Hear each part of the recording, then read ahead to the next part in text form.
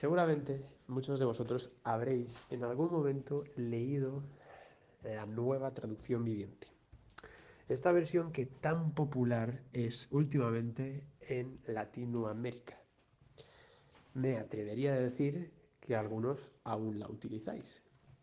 Bien, pues me gustaría hacer una lectura del versículo 8 del capítulo 3 del libro de Sofonías para que veáis cómo suena. Y después no solo leeré esta, sino leeré también la nueva Biblia viva, creo que es NBV o algo así, que es semejante, una, entre comillas, traducción que a mí me pone los pelos de punta. También leeré la Reina Valera y eventualmente terminaré con el texto hebreo, tratando de aclarar un poco cuál es el mensaje y cuál es la connotación de las palabras, porque, por desgracia, en la lengua castellana se pierde muchísimo significado y la imagen que se genera al traducir está bastante desviada de la realidad. Pero ojo, empecemos por la nueva traducción viviente y la nueva o NBV, lo que sea esta Biblia. Dice, por lo tanto, tengan paciencia, dice el Señor. Pronto me levantaré y acusaré a esas naciones malvadas, pues he decidido reunir a los reinos de la tierra y descargar mi más feroz ira y furia sobre ellos. Toda la tierra será consumida por el fuego de mi celo. La segunda versión dice, por eso, espérenme, lo digo yo el Señor, pues se acerca el día en que me pondré de pie y acusaré a la ciudad de Jerusalén. ¿Cómo? Aclaración, no hay ningún Jerusalén en el texto original. Se lo han sacado de la manga. Porque he decidido reunir los reinos de la tierra para derramar sobre Israel todo el peso de mi cólera. ¿Perdón? No hay ningún Israel en el texto original. También es un invento. Pero bueno, en fin, no me voy a centrar solamente en que no aparece la palabra Jerusalén y la palabra Israel, sino voy a tratar de sacar en evidencia la connotación de estos textos cuando se habla tanto y se enfatiza tanto esta ira, esta furia, esta ira feroz, el cólera de Elohim. ¿Qué clase de percepción de Elohim es esta? ¿Es realmente cierta? ¿Es correcta? ¿Es precisa? Vamos a ver qué dice la Reina Valera. Porque entendemos que la Reina Valera es más o menos la versión más estandarizada en círculos católicos y demás, y es como la primera Biblia que hubo, la que todo el mundo conoce, la que todo el mundo utiliza. Por tanto, esperadme, dice, en fin, voy a decir a Adonai, hasta el día que me levante para juzgaros. Bueno, que ya es que las palabras cambian bastante, porque mi determinación es reunir las naciones, juntar los reinos, para derramar sobre ellos mi enojo, todo el ardor de mi ira. Por el fuego de mi celo será consumida toda la tierra. ¡Wow! Escuchas esto y te quedas así como, en plan, acurrucado en ti mismo, con cierto temor de que no venga el ardor de la ira y el cólera y la furia y sobre ti, ¿no? Digo yo.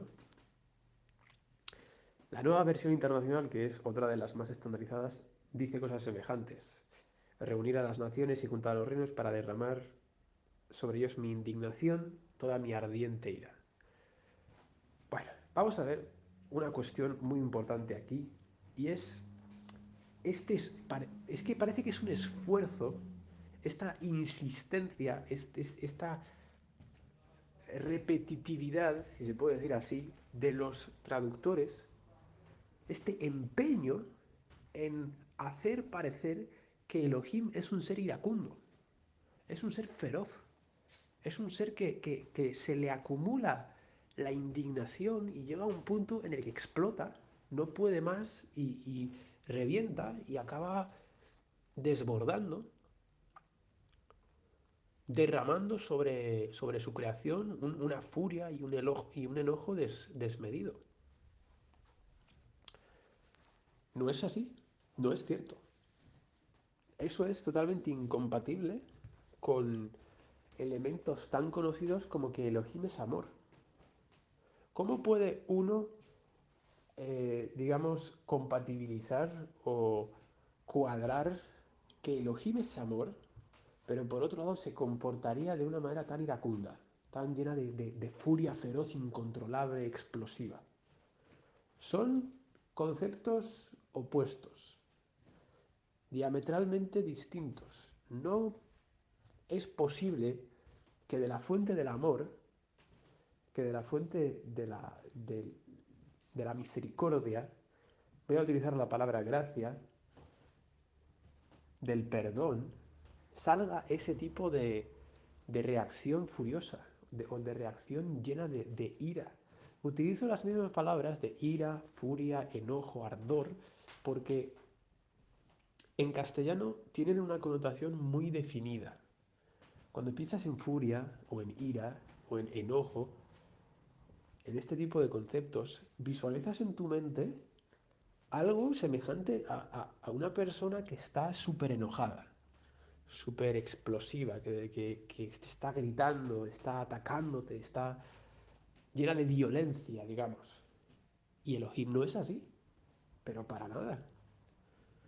Si no, no se podría decir que Elohim es amor, porque el amor no es violento, el amor no es furioso, el amor no es iracundo. Entonces, ¿por qué las traducciones utilizan esos términos? Pues yo diría que probablemente es porque los traductores no encontraron mejor manera, o directamente es que algunos no supieron cómo eh, describir en castellano lo que está sucediendo conceptualmente en la lengua hebrea. Y eso es lo que voy a tratar yo de hacer a continuación. Y os digo que la conclusión a la que llegaremos es que aquí ni se trata de furia, ni de ira, y yo diría que ni siquiera de enojo. Se podría llamar enojo, pero es que tampoco es un enojo como tal. Los elementos que suceden en este texto y que son atributos o que son manifestaciones de Elohim no tienen nada que ver con esa ira violenta, con esa furia desmesurada o desmedida o incontrolable. Es que lees este texto en estas versiones y yo percibo la visión de un Dios de estos de las naciones, un Dios de la guerra, un Dios de la ira. Y no es así. Lo que pasa es que en hebreo, en hebreo se utilizan unas palabras que son difíciles de traducir en la lengua castellana. Voy a poner por aquí los textos y luego voy a mandar otro audio tratando de explicarlo. Bueno, voy a poner una imagen haciendo correspondencia textual, más o menos, entre qué, qué dice el texto hebreo con colorines y qué dice el texto de la traducción con colorines. Y luego mostraré más o menos cuál es la verdadera connotación y por qué la equivalencia no es precisa. ¿Por qué no se puede decir que este texto hebreo significa ira o enojo o tal, sino que hay que entender el texto hebreo en el concepto real, lo que había en la mente del autor cuando lo escribía, lo que había en la mente del que oía la palabra de boca del profeta o leía el texto con la mentalidad hebrea, y por supuesto cuál es la verdadera naturaleza o el verdadero proceder de Elohim. Bien, pues en esta imagen, como podréis ver, he puesto un código de colores para identificar los términos en hebreo y cuál es la traducción al castellano. A continuación voy a tratar de despiezar los conceptos que hay detrás de las palabras más importantes. No voy a gastar mucho tiempo en hacer puntualizaciones o particularizaciones de palabras que son menos relevantes, sino que voy a tratar de centrarme en los términos relacionados con enojo, ardor, ira, celo, pero sí que mencionaré brevemente algunas otras cuestiones respecto a otras palabras para que se puedan comprender un poco mejor. Bueno, en el principio dice la gen hakuli neuma donai. Eso es una frase. La gen efectivamente significa por tanto o para esto, debido a esto. Hakuli, esperad a mí, hakuli. Neuma Adonai dice Adonai. Esto último no es del todo preciso porque la palabra neum no significa decir como tal. Decir viene de otra palabra en hebreo. Hay varias palabras en hebreo que se utilizan para cuestiones semejantes. Davar, emor, amar, y entre ellas está neum. Neum yo la entiendo como un eh, pronunciamiento. Pronunciamiento de Adonai. Él se pronuncia acerca de esto. Otras personas han hablado, pero él es la autoridad y él se pronuncia. Otras traducciones dicen declaración de Adonai. Tampoco está del todo mal. Más o menos por ahí está la idea. A continuación dice, la parte en verde, Leyom Kumi Lead. Las dos primeras palabras están bien. Leyom Kumi significa hasta el día o para el día en el que me levante. Kumi es mi levantar, de mi levantamiento. Por tanto, esperadme a mí, esperad en mí, se pronuncia Adonai diciendo, hasta el día de mi levantamiento, hasta el día en el que me levante. Lead, aquí ya hay que hacer cierto tipo de clasificación porque hay varias posibilidades. Si leéis una página donde tengáis varias traducciones, comparáis traducciones, veréis que algunas traducciones se centran en traducir ad como testigo, testificar, y otras utilizan conceptos como presa, despojo, botín, como si él se levanta para sacar el despojo, la presa o el botín después de haber arrasado con un ejército o con una ciudad o con un país.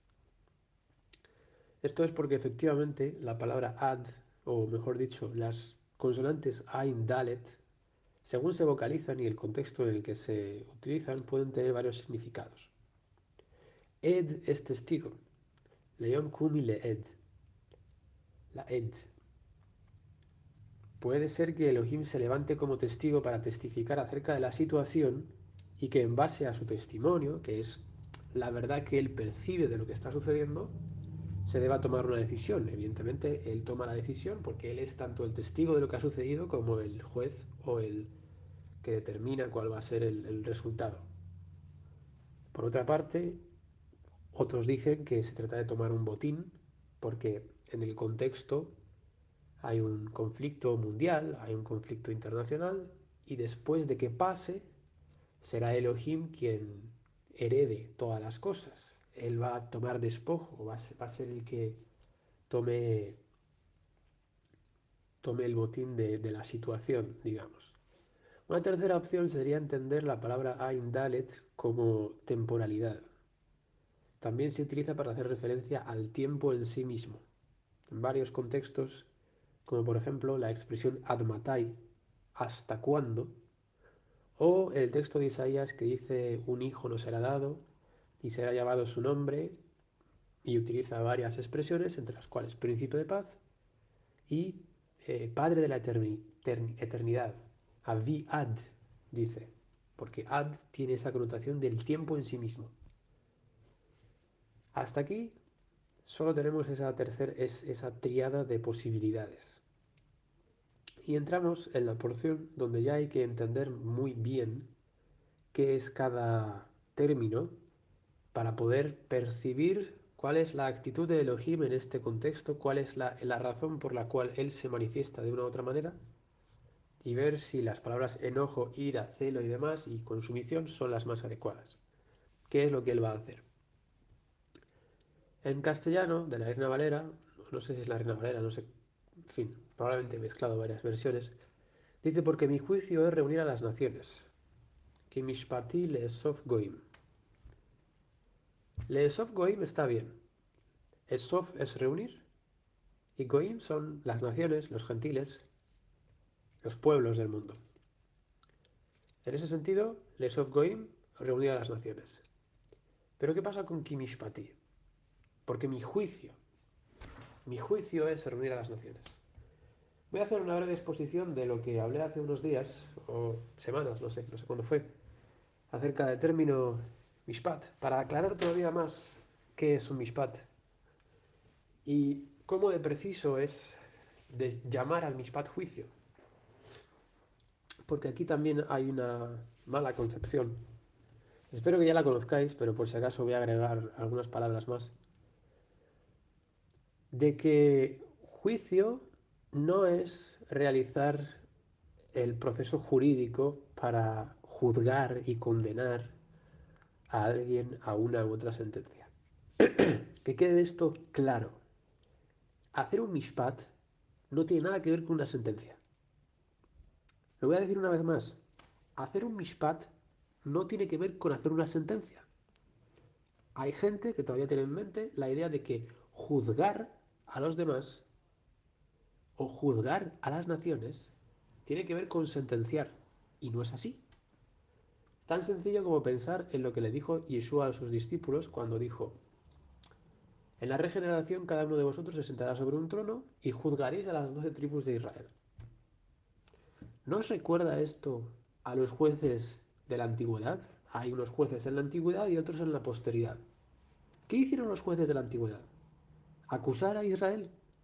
Venir a decir, oh, qué malos sois, voy a traer sobre vosotros el castigo de Elohim. No, ellos no vinieron, no fueron levantados para dictar sentencia contra Israel. Y eso que estamos hablando de que los jueces fueron levantados en el periodo de tiempo cuando Israel estaba peor. Os recuerdo que los jueces venían después de un periodo de rebelión de Israel. Israel actuaba bien durante la época de los jueces, después el juez moría y se descarriaban y empiezan a seguir a otras naciones.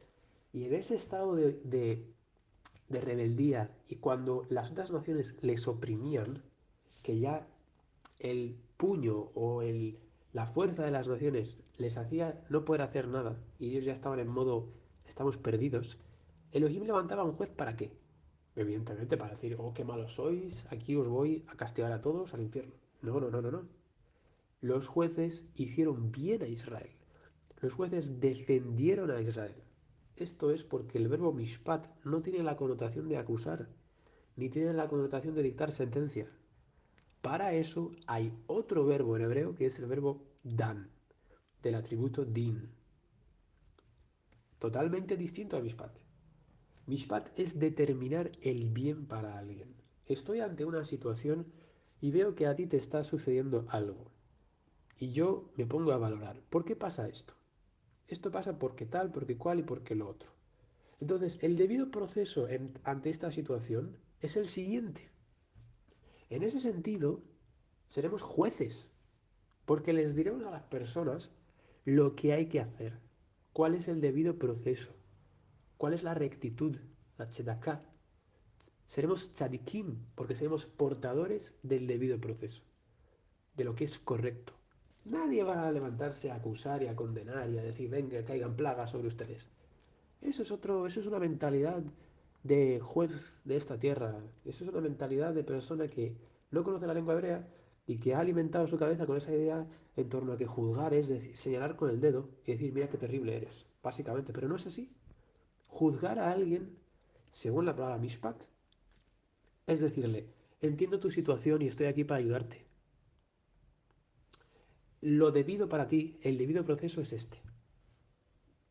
No sirve para nada que una persona vaya a otra y le diga, qué terrible eres. O sea, te estoy viendo, estás actuando muy mal. Ay, no, es que me estás juzgando. No, no, eso no tiene nada que ver con un mishpat. Entiéndase bien. Aquí Elohim, en su entendimiento, como es testigo, como es ed de la situación, decide y dice, mi juicio me dice, le sof goim, mishpati le sof goim. El debido proceder en este momento es juntar a las naciones. Entonces, hasta aquí tenemos Laher Hakuli, Neum Adonai, Leom Kumi Lead, Kimishpati Leesov Goim. Por tanto, debido a todo esto, esperad en mí, que yo voy a actuar. Es lo que declara Adonai. Él se pronuncia diciendo, esperad hasta el día en el que yo me levante como testigo, porque yo percibo todo lo que está ocurriendo, y en ese momento yo sé que el debido proceder que voy a manifestar es juntar a las naciones. Y a partir de aquí, el foco va a estar en torno a percibir, a tratar de comprender desde la perspectiva de Elohim, ¿Cuál es el debido proceso? Y os recuerdo, estamos tratando con los términos de enojo, ira, furor, celo, este tipo de términos. De hecho, hay alguna versión en la que dice cólera, la cólera. Si Elohim está hablando de su mishpat y dice que su mishpat es ese, que su debido proceder, a partir de haber sido testigo de todo lo ocurrido, es lo que va a decir a continuación, ¿vosotros pensáis que aquí va a haber involucrado ese tipo de connotación de ira y de furor y de ardor de la ira? Ya os digo yo que no.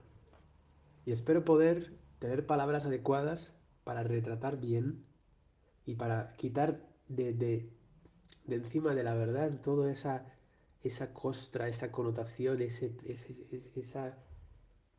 mentira en torno a esa ira, a ese Elohim iracundo, porque eso no es cierto. Bueno, la siguiente frase tendría que haberla incluido en el audio anterior. Dice Le Kavtzi Mamlachot. Es efectivamente juntar los reinos. Le Sof y Le Kavtzi son términos bastante semejantes. Reunir, juntar, congregar a los reinos. Mamlachot viene de la palabra reino. Es reino en plural. Lishpoch Alechem Zami. Aquí empieza a haber cierto término que da un poco de miedo. Zami, mi enojo. ¿Qué será este enojo que él va a derramar sobre ellos? ¿De qué manera pensáis que va a querer Elohim derramar sobre estos reinos y este grupo de pueblos y naciones que va a reunir su, su presencia, digamos? ¿Qué es lo que va a mostrarles a estas personas? ¿El enojo? ¿Qué significa que Elohim les va a mostrar enojo?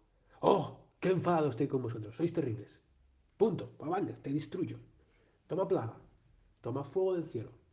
¿Esa es la mentalidad que vosotros pensáis que él tiene? Lo que debe suceder ahora es juntaros a todos y deciros, mira, aquí estoy yo soy Elohim y os voy a aniquilar, os voy a hacer arder. ¿Eso es lo que creéis que él tiene dentro de sí mismo? Evidentemente no. Pero no solo que la gente y los goim que van a experimentar esto no tienen que pensar de esa manera, sino que nosotros no tenemos que verle así, porque eso no es lo que él está, lo que hay dentro de él cuando se utiliza la palabra zaham. ¿Qué es su zaham?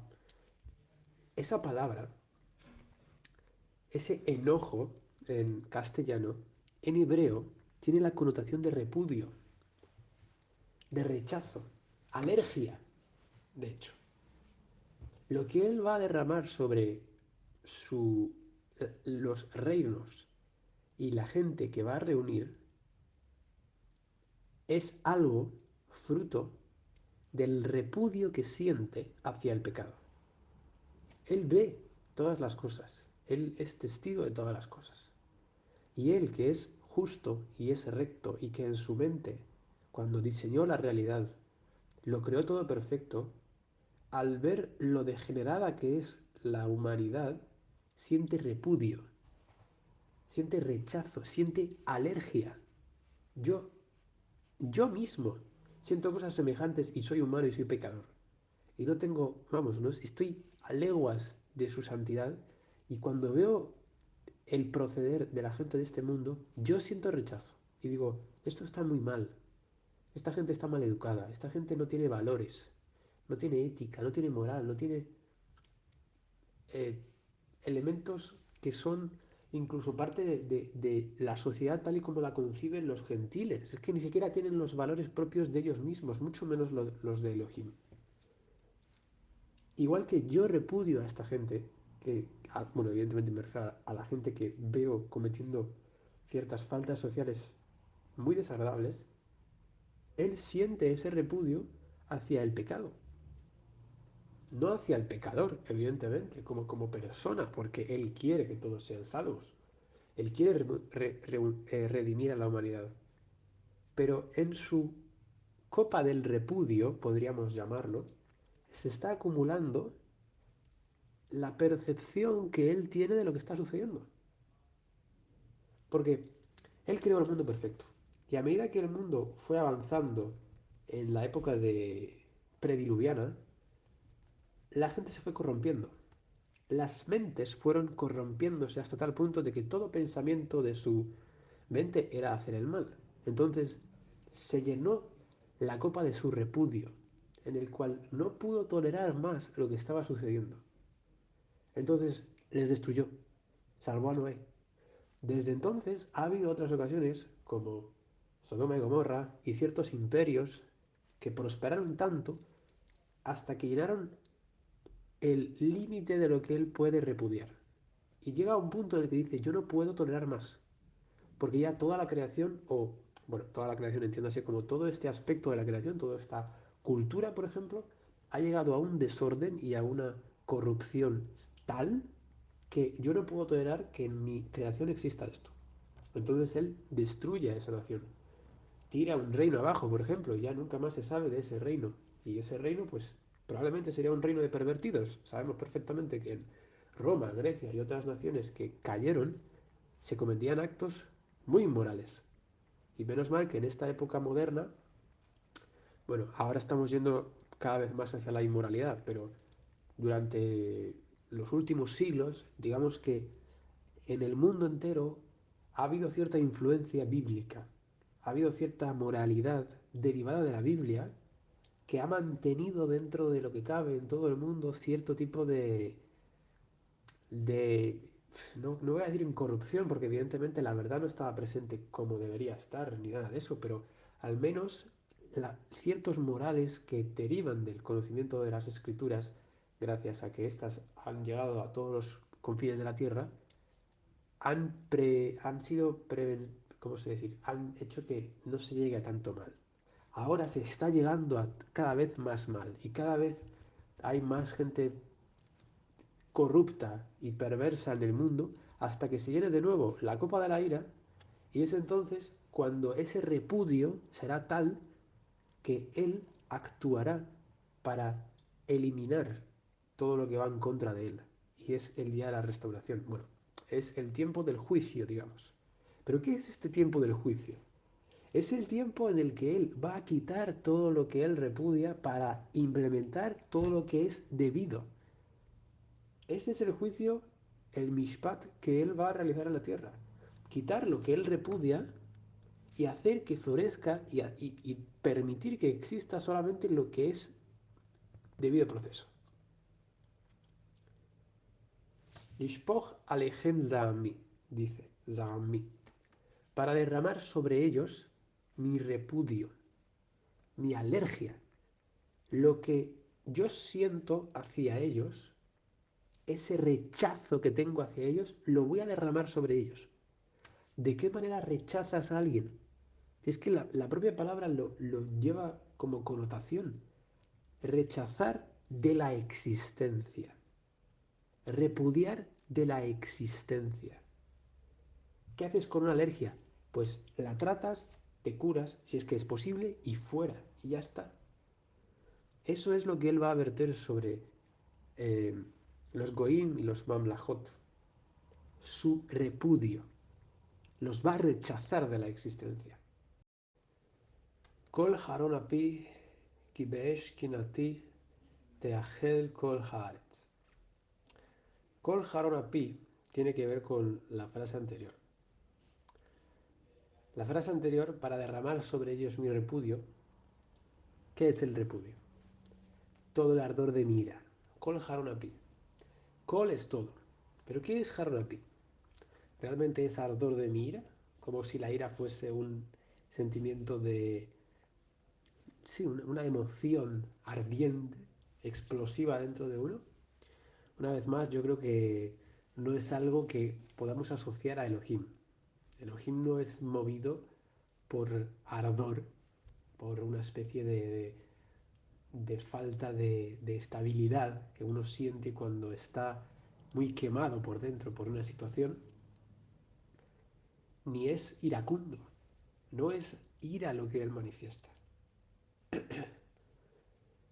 La palabra api viene de la palabra af, que significa literalmente nariz, y af también significa respirar por por el órgano que es la nariz, tener una respiración profunda, fuerte. Respirar fuerte como cuando alguien empieza a tener esa sensación que experimenta cuando algo no le gusta. Cuando algo le disgusta mucho, respira fuerte. Y esa es la expresión que se utiliza en hebreo para, entre comillas, entre muchas comillas, ira o enojo. Cuando se enojó Elohim con Moisés, porque Moisés insistió que no quería ir, la palabra era af, la nariz, se encendió su nariz, dice en hebreo, literalmente, o algo así, parafraseando un poco. Tiene que ver con la respiración fuerte de la nariz, pero Elohim no se enciende de esa manera. Eso es un término humano que nosotros utilizamos para describir algo que sucede en, en Elohim, digamos. Pero ese algo, si lo procesamos desde un punto de vista personal, lo que uno siente cuando, entre comillas, está lleno de ira por una causa, es profundo disgusto.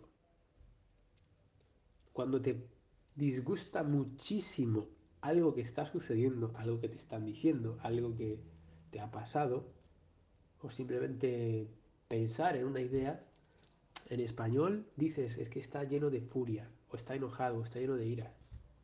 En hebreo dices se le ha hinchado la nariz, se le ha puesto roja la nariz, o se le ha alargado la nariz porque está respirando fuerte, lleno de ira. Pero en última instancia lo que está sucediendo es que te está disgustando algo. Así es como hay que entender, entiendo yo, la palabra af, api, mi disgusto. Todo el ardor de mi disgusto. Y ese ardor, ¿cómo hay que entenderlo? ¿Cómo que ardor? Elohim es algo que va escalando, escalando, escalando, como cuando una persona por dentro siente esa molestia que va increciendo hasta que no puedo más y estoy que voy a explotar, es que cállate o te pego. Jarón, si lo buscáis en el diccionario o en las concordancias o en Strong y demás, y todas estas palabras, afi, mishpat, Salam, todas las van a traducir como vosotros veis aquí en estos textos. Ira, enojo, juicio y demás. Pero yo una vez más voy a ver cuál es el concepto hebreo. Efectivamente en hebreo tiene que ver con el calentamiento de algo, con que algo se enciende en términos de calor. Pero ¿de qué manera se puede encender la ira? Que no es ira, que es molestia que Elohim siente por causa de la condición humana. ¿Qué es esa espontaneidad de la que estamos hablando cuando de repente la temperatura sube? Y no puedo más. Eso yo lo entiendo. No digo que sea totalmente así porque está dudo un poco, honestamente. Pero yo lo entiendo como que se trata de la determinación definitiva de tomar acción y corregir el mal estado de algo. Es decir, él puede estar disgustado, tener disgusto hacia algo, y que sea af, el af de Elohim, apo, que se dice, su af. Pero no intervenir, no enviar una plaga, digamos, o un castigo, o una expulsión de la tierra. Pero cuando hablamos de Jarón, af, eso ya se trata de un estado de af en el que él sí o sí va a hacer algo, en el que va a tomar acción para corregir lo que le está produciendo ese disgusto, esa molestia, eso que no le agrada. Y se puede leer en varios contextos, cuando venía una plaga sobre Israel, había una manera de detener la plaga, el jarón del af de Elohim. O se puede leer creo que ¿cómo se llama? El que se lo comió un pez. Ay, he olvidado su nombre. Jonás. Jonás, creo que dicen los de Nínive. quién sabe si nos arrepentimos y Elohim cambiará de parecer en cuanto a su Jarón Af, la determinación que él ya tiene, porque su Af ha llegado a un punto de calor, digamos, incandescencias, ha llegado a una temperatura en la cual ya dice, voy a castigar a Nínive. Y hay otros textos en los cuales dice que él no se va a arrepentir, que él no va a dejar de.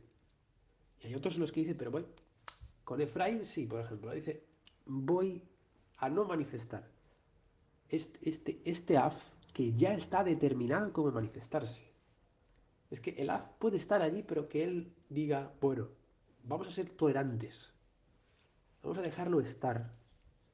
Es el estado del pecado, de la corrupción del mundo. Y a veces él no es partícipe, no toma acción. Pero hay estados en los cuales él ya no permite más. Y el Jarón Af es cuando él ya dice, basta, voy a actuar. Hasta aquí con Lishpoch Alejem Zami Kol Jarón Api. Verter sobre ellos mi repudio, toda la manifestación de mi disgusto.